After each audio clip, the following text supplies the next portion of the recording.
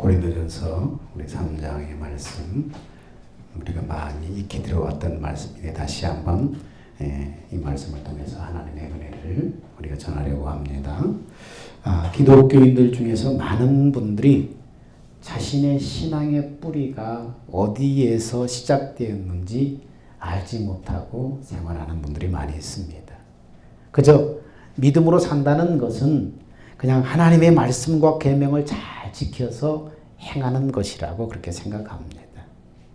분명히 우리 신앙생활에는 상급이 있어서 그 행하냐에 대한 칭찬을 받기도 하고 또 나중에 책망을 받기도 합니다. 그러므로 어떻게 신앙생활을 해야 주님께 인정받고 주님을 기쁘시게 하는 일인가, 이것을 잘 알고 신앙생활을 하는 것이 너무나 중요합니다. 신앙생활을 열심히 기껏 잘 해놓고 나중에 주님 앞에 섰을 때 인정받지 못한다면, 오히려 책망을 받는다면 얼마나 황당하고 부끄럽겠습니까? 내가 열심히 한다고 했는데 주님께서는 그날에 아니다, 잘못됐다고 말한다면 어떡하겠습니까? 오늘 성경은 예수 그리스도의 그 반석 위에 세워진 믿음으로 행하라, 이렇게 말씀하고 있습니다. 그렇지 않으면 아무리 주를 위해서 땀 흘리고 수고했어도 그 재료가 금문, 동철, 나무, 풀, 집 같은 것으로 우리 수고한 것이 나타날 터인데 각각의 그 공력이 불의 시험 앞에 테스트를 받는다는 것입니다. 그래서 그 불의 시험 앞에 테스트를 받을 때 남아있으면 상을 받지만은 그 재료들, 수고한 그 재료들이 불에 타버리면 자신은 불 가운데서 얻은 구원과 같이 그렇게 된다는 것입니다. 그래서 고린도전서 오늘 3장 10절 15절의 말씀이 그것을 말하고 있습니다. 이것은 오늘 말씀 한번 읽어볼까요? 우리 중요한 말씀인데 우리 한 목소리로 한번 읽었지만 다시 한번 읽어봅시다. 시작. 내게 주신 하나님의 은혜를 따라 내가 터를 닦아두매 다른 이가 그 위에 세우나 각각 어떻게 그 위에 세울까를 조심할지니라. 이 닦아둔 것 외에 능히 다른 터를 닦아둘 자가 없으니 이 터는 예수 그리스도라. 만일 누구든지 금이나 은이나 보석이나 나무나 풀이나 집으로 이 터 위에 세우면 각 사람의 공적이 나타날 터인데 그날이 공적을 밝히리니 이는 불로 나타내고 그 불이 각 사람의 공적이 어떠한 것을 시험할 것입니다. 만일 누구든지 그 위에 세운 공적이 그대로 있으면 상을 받고 누구든지 그 공적이 불타면 해를 받으리니 그러나 자신은 구원을 받되 불 가운데서 받은 것 같으리라. 오늘 말씀은 뭘 말하냐면 자기 의가 무엇이고 하나님의 의가 무엇인가를 깨닫고 신앙생활을 해야 된다는 그런 말이에요. 이 터는 집을 짓는 것에 비유하고 있는데 터는 바로 예수 그리스도다. 예수 믿고 나서 구원받은 다음에 우리가 신앙생활을 하는 것은 그 예수 그리스도를 믿고 구원받은 그 다음에 그 위에다 집을 세우는 것과 같은데, 근데 집을 세우는데 어떤 재료로 집을 지을 것인가를 잘 생각해라는 거예요. 예수 그리스도라는 집터 위에다가 여러분의 신앙생활을 시작해서 집을 짓는 것과 똑같은데 그 집 재료들을 뭘로 짓느냐가 중요하다는 것입니다. 그래서 그 짓는 집 재료들을 뭘로 비유하고 있어요? 금, 은, 보석, 나무, 집, 풀 이런 것들로 지금 비유하고 있습니다. 그런 것들로 이제 여러분이 수고하고 일생 동안 달려온 신앙생활을 그런 것들로 표현이 되는데 그것이 제대로 집이 지어졌는가를 나중에 주님이 테스트하는데 뭘로 테스트한다고요? 불로 테스트한다는 거예요. 그래서 그 불 앞에 그것이 다 타버리면은 여러분 수고한 것이 헛것이 돼버리고 타지 않고 그대로 있으면은 하나님 앞에 상 받는다, 그 말입니다. 이것은 뭘 말하는 거예요? 여러분의 신앙생활이 자기 의로 했느냐 하나님의 의로 했느냐 그것을 분명히 깨닫고 신앙생활을 해야만 너희가 주님 앞에 섰을 때 너희 수고한 것이 헛것이 되지 않는다는 것입니다. 여러분 비록 주님을 위해서 열정을 가지고 희생하고 헌신으로 수고하지만 자기 의로 말미암은 것은 주님 앞에 인정을 받지 못하고 하나님의 의로 행한 것만 주님 앞에 인정받고 칭찬과 상급을 받는다는 거예요. 그러므로 자기 의와 하나님의 일을 분명히 여러분 잘해야 돼요. 지금 예수 안 믿는 사람을 얘기하는 게 아니에요.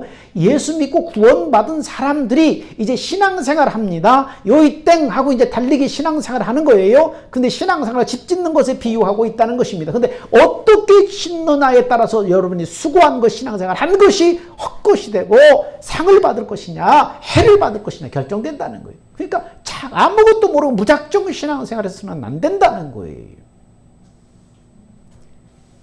그러면 자기의는 무엇을 말하고 자기의로 말미암는 신앙생활은 뭘 말하는가?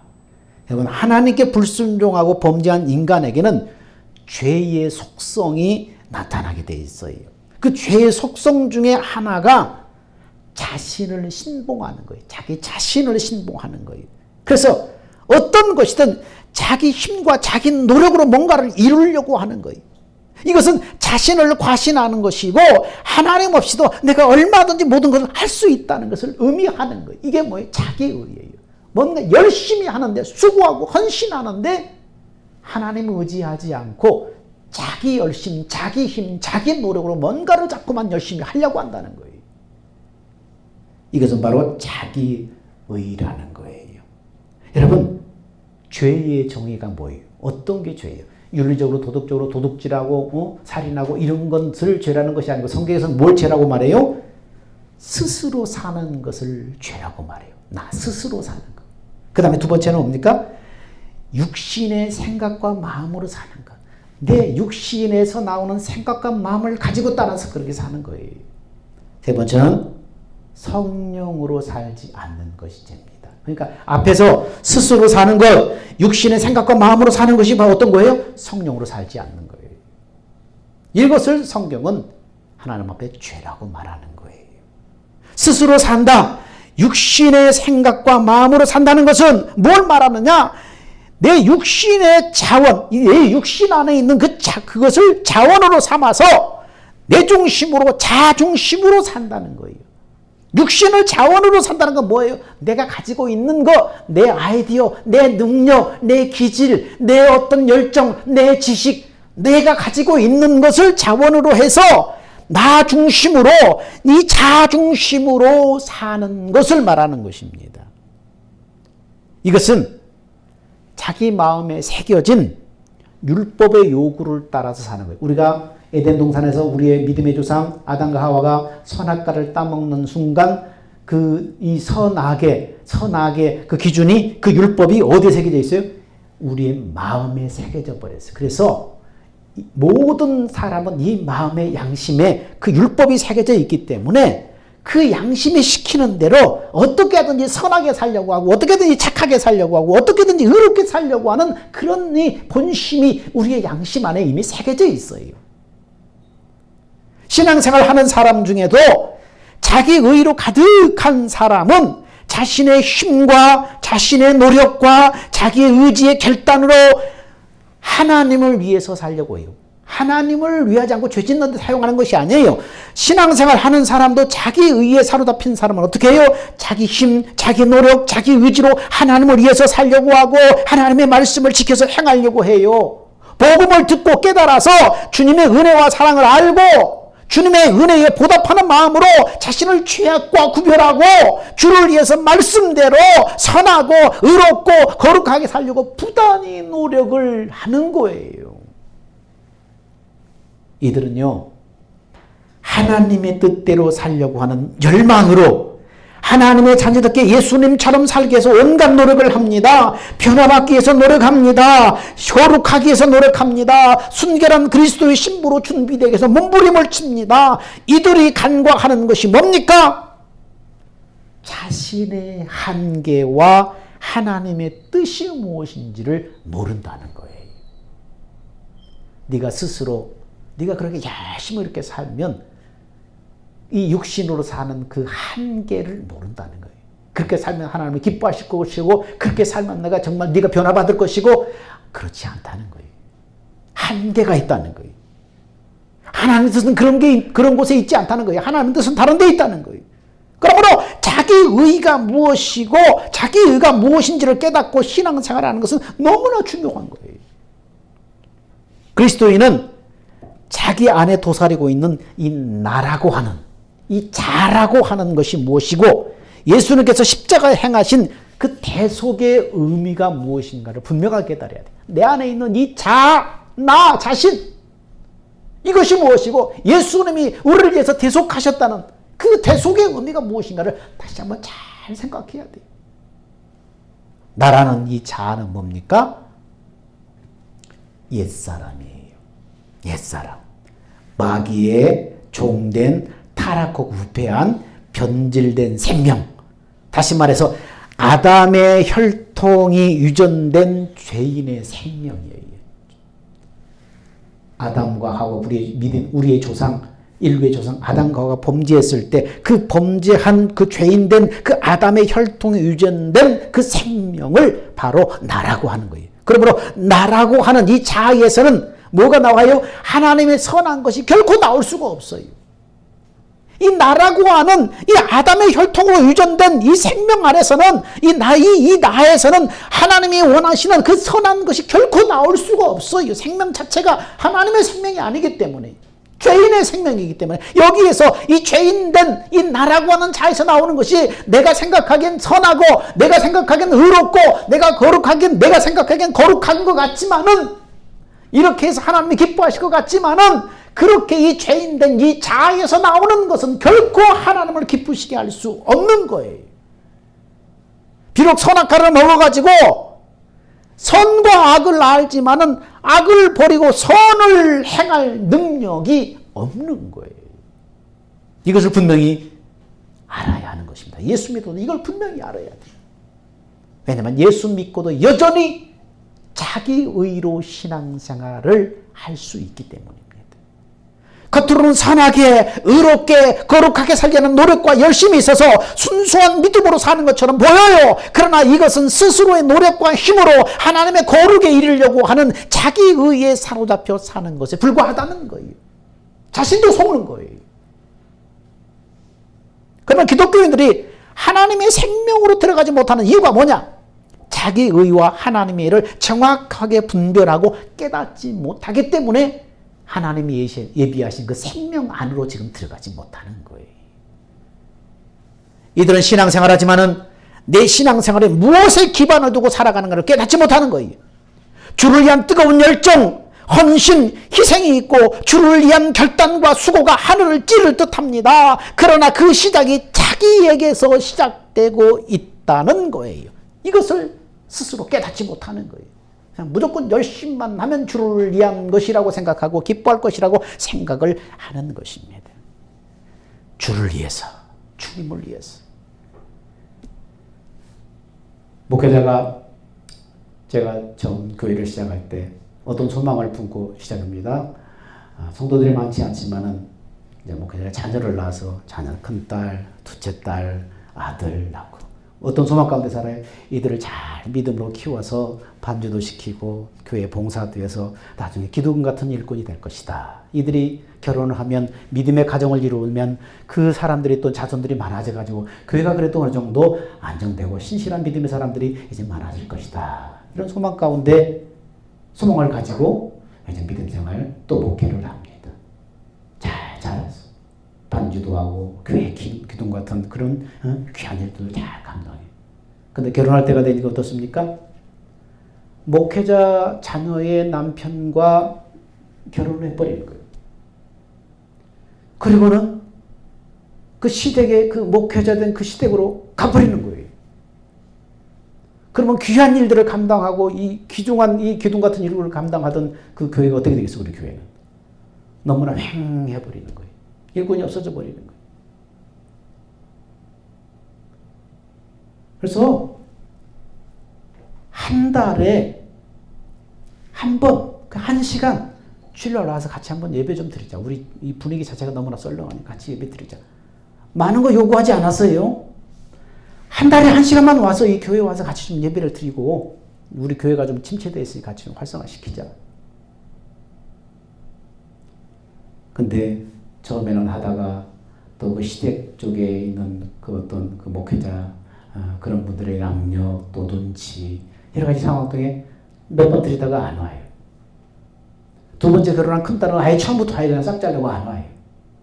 아들은 용기를 얻어서 누나들도 그러니까 나도 좀 내가 내 마음에 드는 교회 가서 한번 좀 신앙생활을 해야지. 아들도 삐딱하게 나가요.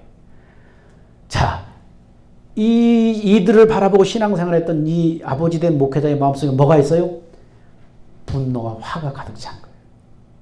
이제 애들은 꼴도 보기 싫은 거예요.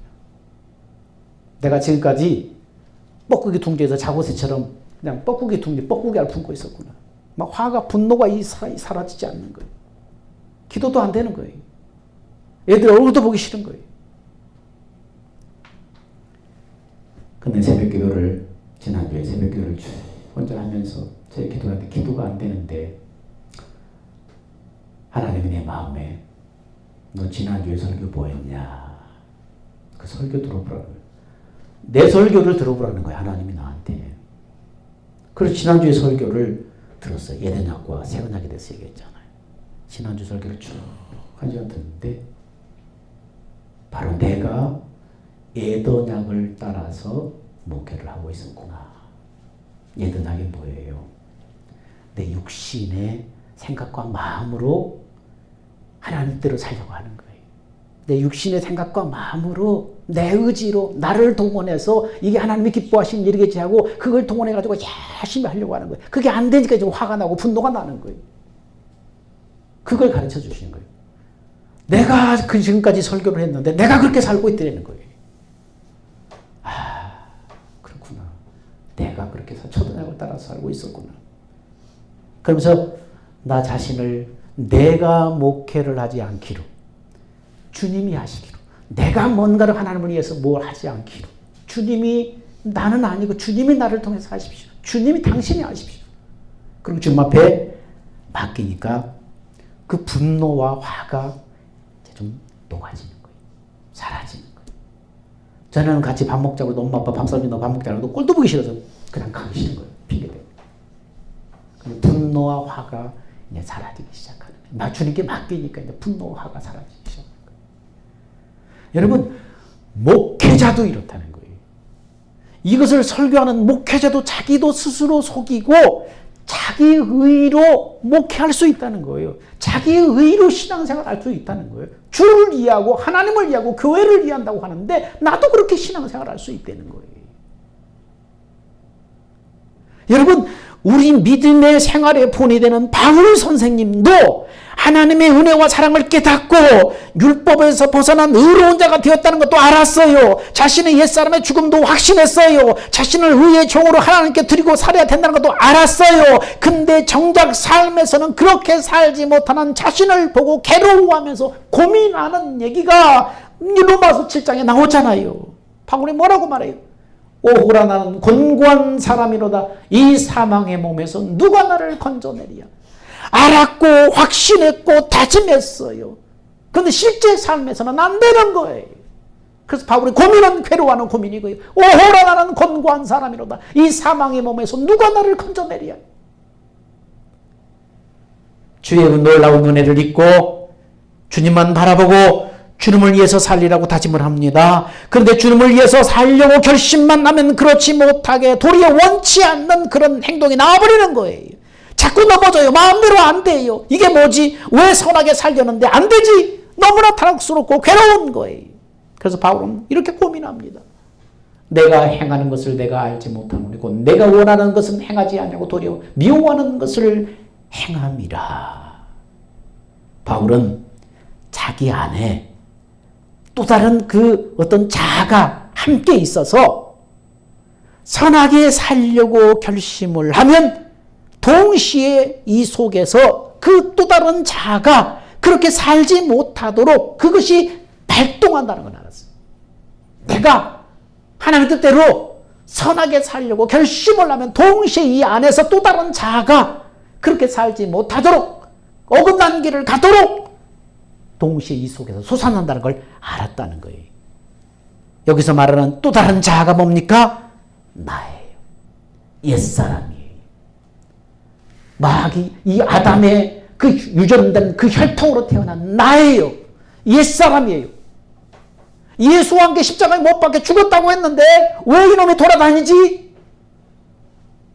여러분, 살인자를 살인자를 잡아서 감옥에 가뒀는데 어느 날 보니까 길거리 활보하고 다녀. 여러분 어떻게 해야 돼? 경찰이 그거 보고 어떻게 해야 돼? 저러면 안 되는데 할 수 없지. 그래요? 어떻게 해야 돼요? 강력하게 가서 명령하고 체포해서 감옥으로 집어넣어야죠. 우리도 또 다른 나가 발동할 때 어떻게 해야 돼요? 예수와 함께 십자가에 못 박혀 죽었는데 이거 끝났는데 왜 이놈이 다시 나와서 이러지? 그때 우리는 뭐라고 그래요? 강력하게 선언해야 돼. 너 이미 죽었잖아. 십자가에 못 박혀 예수와 함께 죽었잖아. 강력하게 명예하고 선언해야 돼. 우리를 그놈이 끌고 다니지 못하도록 선언을 해야 돼. 내가 구원받았어도, 지금 원리가 뭐냐? 내가 구원받았어도 내 의지를 동원할 때는 즉시 마귀가 역사해서 내가 원하는 것을 하지 못하도록 한다는 거예요. 내 의지를 동원할 때, 내 육신 옛사람, 이 의지를 동원할 때는 즉시 마귀가 역사해서 또 다른 자아가 역사해서 그것을 하지 못하도록 한다는 거예요. 그러면 구원받은 내가 살 수 있는 길은 뭡니까? 내가 아니요 내 안에 오신 그 성령으로 행하는 길밖에 없다는 것을 바울은 절실하게 그걸 깨달은 거예요.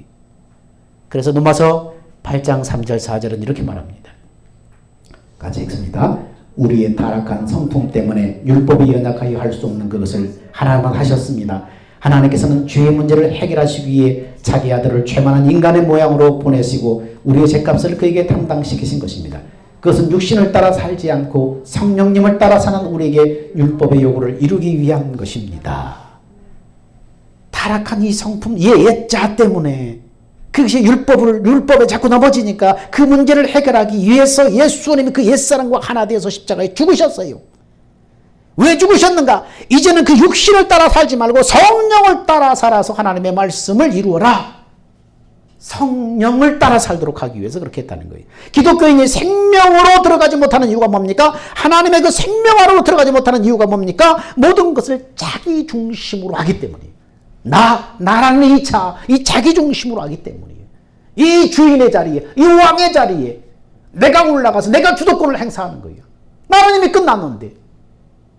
하나님을 믿는다고 하면서, 하나님을 신앙한다고 하면서 뭔 일을 할 때는 나가 중심이 되고 이 자가 중심이 되어서 이 중심마음 보좌의 주인 자리에 내가 앉아서 내가 해버리는 거예요. 그래서 생명으로 들어가지 못하는 거예요. 믿음으로 행하는 주체가 자신이에요. 내가 주를 위해 뭔가를 하려고 해요. 그렇게 발버둥 치지만은 생명으로 들어가지 못한다는 거예요. 그러면 어떻게 해야 되는가? 예수 그리스도의 대속의 의미가 무엇인가를 분명히 알고 깨닫고 확신해야 돼요. 예수는 분명히 우리의 죄 때문에 피를 흘렸고 우리는 핏값으로 모든 죄에서 사함받았어요. 근데 그 죄 사함에만 머물러서는 안 된다는 거예요. 죄 사함받은 것에만 머물러서는 안 된다는 거예요. 예수님께서 내 죄를 대속하셨다는 것은 죄인된 나와 함께 십자가에 달렸다는 것을 의미하는 거예요. 예수님 십자가에 죽으실 때 나도 함께 분명히 죽었다는 사실을 깨닫고 확신을 해야 돼. 내가 죽었다는 것은 뭡니까?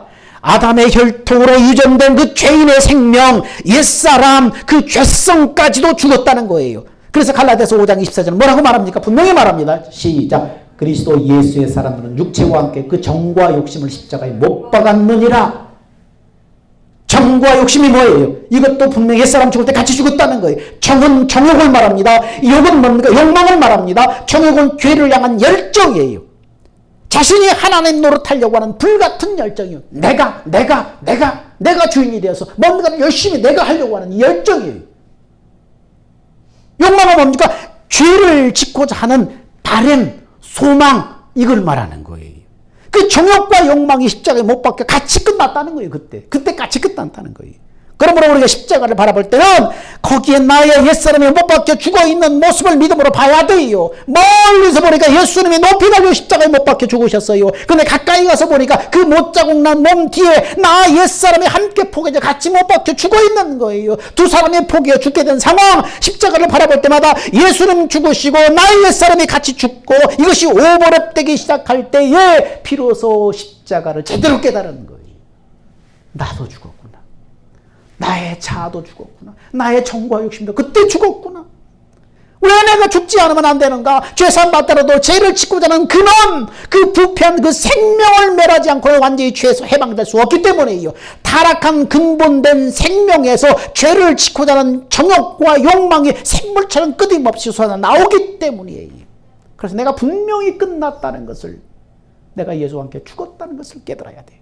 나와 함께 십자가에 죽으시고 부활하실 수 있는 분은 하나님밖에 없어요. 예수님은 하나님이기 때문에 죽으실 수 없어요. 그러나 마귀에 속한 죄인된 생명을 끝장내기 위해서는, 끝장내지 않고는 나에게 하나님은 새 생명을 주실 수 없어요. 예수님은 하나님 때문에 죽으실 수 없고, 그럼 어떻게 해야 돼? 나를 위해 죽으실 수 있는 인간의 몸으로 예수님이 오셔서 나를 위해 죽으시고 부활하시고 승천하셨어요. 그리고 하나님의 약속, 우리에게 영생을 주겠다는 하나님의 약속과 그 약속을 이루기 위한 예수님의 십자가 대속의 사역을 믿고 바라는 사람에게 우리 부활의 주님이 생명을 주는 영으로 그 사람 안에 들어오시는 거예요. 예수 그리스도의 십자가는 예수님만 죽으신 것이 아니라 나도 함께 그때 달려 죽었습니다. 나의 옛사람을 끝장내지 않고는 인생을 향한 하나님의 목적을 이룰 수 없기 때문에 예수님이 함께 죽으셨어요. 이것은요, 내 지혜와 내 지식으로 여러분 이것을 안다고 해서 믿어지지 않아요. 내 지혜와 내 지식으로 그것을 안다고 이해한다고 해서 믿어지지 않아요. 오직 내 안에 오신 주의 성령이 이것을 깨닫게 하실 때 믿어지는 거예요. 지식으로 이해한다고 믿어지지는 게 아니에요. 성령이 다시 한번 내 속에서 되새김질해 주실 때에 그렇구나 믿어지는 거예요. 로마서 6장은 이렇게 말합니다. 세례를 받아 그리스도 예수와 하나 된 우리는 모두 세례를 받을 때 그와 함께 죽었다는 것을 여러분 알지 못합니까? 그러므로 우리는 세례를 통해서 그의 죽으심과 연합함으로써 그와 함께 묻혔던 것입니다. 그것은 그리스도께서 아버지의 영광으로 말미암아 죽은 사람들 가운데 살아나신 것과 같이 우리도 또한 새 생명 가운데 살아가게 하기 위함입니다. 여러분 갑자기 뭐가 나와요? 세례 얘기가 나와요. 세례 얘기. 그러면서 고린도서 이렇게 말해요. 이 지혜는 이 시대의 관용이 하나도 알지 못하였나니 만일 알았다면 영광의 주를 십자가에 못 박지 아니하였으리라. 자, 기록된 바 하나님이 자기를 사랑하는 자들을 예비하신 모든 것은 눈으로 보지 못하고 귀로 듣지 못하고 사람의 마음으로 생각지 못하였다 함과 같으니라.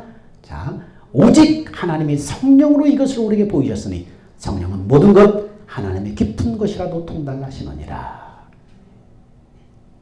그 시대에 똑똑한 그 시대에 예수님 시대에 관원들은 누가 해요? 잘나고 똑똑한 사람이 지혜로운 사람, 머리 있는 사람 다 하잖아요. 근데 이 시대의 관원들이 이 하나님이 예비하신 이 지혜는 아무도 몰랐다. 알았다면 그 하나님이 보낸 영광의 주를 십자가에 못 박았겠느냐. 하나님이 예비하신 것은 사람들이 자기가 듣지도 보지도 생각하지도 못한 그런 놀라운 하나님의 예비하십니다. 이것은 성령으로만 깨달아서 믿어지게 한다. 지금 말하는 것입니다.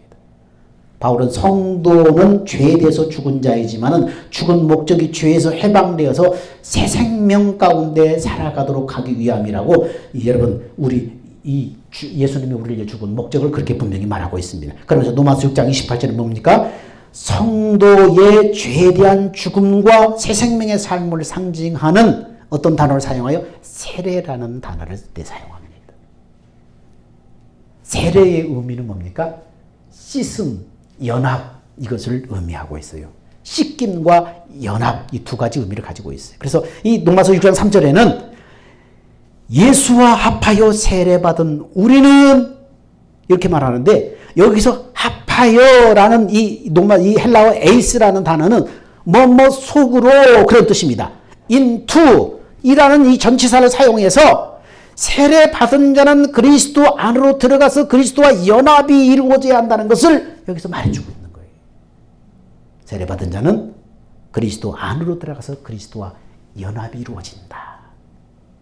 그러니까 본문에서 교회에서 성례로 시행되는 물세례 그 이상의 의미를 지닌 성령 세례를 말하는 거예요. 왜요? 성령 세례만이 성도와 그리스도를 온전하게 하나 되게 만드는 그 연합이 이루어지기 때문이에요. 성령 세례.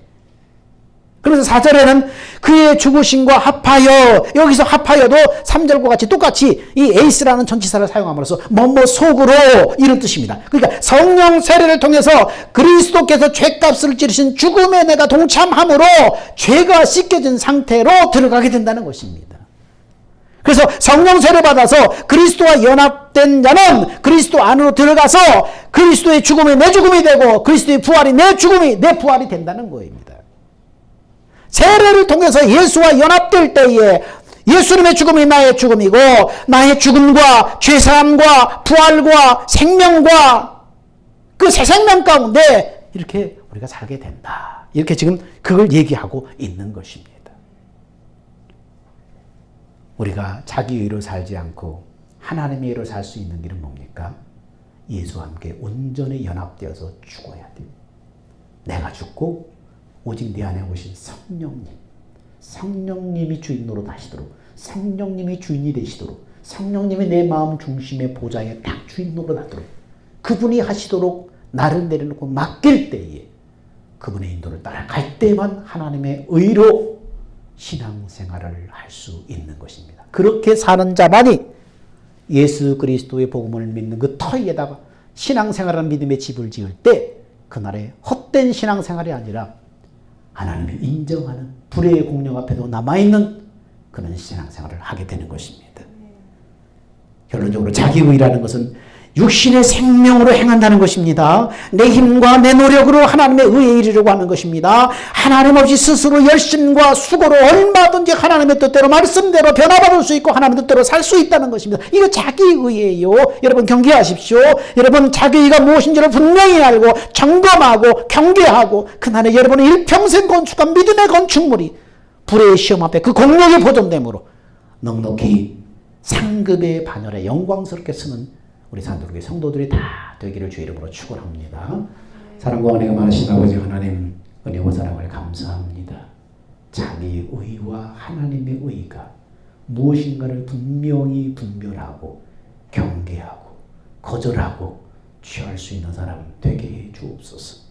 예수 믿고 열심을 다해서 믿음 생활하며 헌신하고 희생하고 열정을 다해 달려갔는데 내 달려간 그것이 내가 한 것이고 내 자원을 사용해서 믿음 생활한 것이었다면 그것이 헛것이 되어버린다고 합니다. 나는 죽었습니다. 예수와 함께 끝났습니다. 정과 욕심도 죽었습니다. 나를 철저하게 내려놓고 예수를 바라보게 하여 주옵소서. 하나님 그래서 주님이 나를 통해서 일하심을 경험할 수 있도록 역사하여 주옵소서. 생명 되신 예수님의 이름으로 기도하옵나이다. 아멘. 우리 다시 기립하셔서 축도하심으로 예배를 마칩니다.